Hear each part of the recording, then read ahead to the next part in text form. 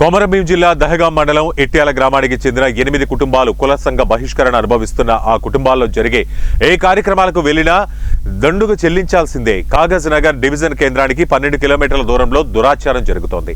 తహసీల్దార్ executive magistrate కార్యాలయం దహగాం వచ్చిన బాధితులు ఆధునికంగా ఎంత ఎత్తుకు ఎదిగినా గ్రామాల్లో ఇంకా తమ కులపు కట్టుబాట్లను వదులుకోలేకపోతున్నారు. కాగజ్ నగర్ డివిజన్ కేంద్రానికి దాదాపు 12 కిలోమీటర్ల దూరంలో దహగాం మండలం పరిధిలోనికి వచ్చే ఇట్యాల గ్రామంలో ఇలాంటి సంఘటనే చోటు చేసుకుంది. దాదాపు 10 ఏళ్ల క్రితం కుల పెద్దలు 2 కుటుంబాల మధ్య జరిగిన గొడవ చినికి గాలివానలా మారి 8 కుటుంబాలను కుల సంఘ బహిష్కరణకు గురిచేసింది.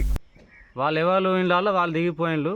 మేము చుట్టాలను బట్టి మా మరదల పెళ్లి మేము చేసినాం, వచ్చినాం. మా కాడికి వెళ్ళి వాళ్ళకి మమ్మల్ని వాళ్ళు పిలుస్తలేరు, వాళ్ళ పనికి మేము పోగట్లేదు. మరదల పెళ్లి కాడికి వెళ్ళి దూరం ఉంచిండ్రు అంతే. ఆ వాళ్ళ కులంలో దూరం ఉంచిండ్రు. ఆ పెళ్లి కాడికి వెళ్ళి అంతకుముందు వచ్చిండ్రు పెళ్లి కాడికి వెళ్ళి మొత్తం మీద మమ్మల్ని దూరం పెట్టిండ్రు. కుటుంబాలు వేరుంటే అంతకుముందు వచ్చిండ్రు మా పనులకు వస్తే లాస్ట్ పెళ్లికి మేము రామన్నాం. ఎందుకంటే మేము చేసిన పాపం ఎందుకంటే మాల మదుగుల ఇళ్ళల్లో మా గవర్నమెంట్ జాగా ఇచ్చింది. అవి అక్కడ ఉన్నదానికి వాళ్ళ మాల మదుగుల జాగాలో మేము ఇక్కడ వచ్చి ఉన్నాము. ఉంటే మమ్మల్ని వీళ్ళు మాల మాదుగుల దాకా ఉన్నలాన్ని మా కులము నా బిడ్డ పెళ్లికి రాలేదు. సర్కారు జాగా దొరికింది. సర్కారు జాగాలో మేము ఇక్కడ వచ్చి ఉన్నాం.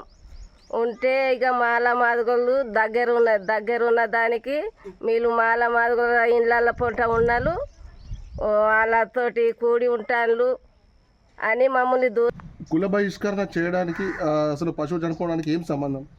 అది నేను కొండగట్టు పోయి వచ్చిన. కొండగట్టు పోయి వస్తే ఈడేసిన అన్నమే తిని చనిపోయింది.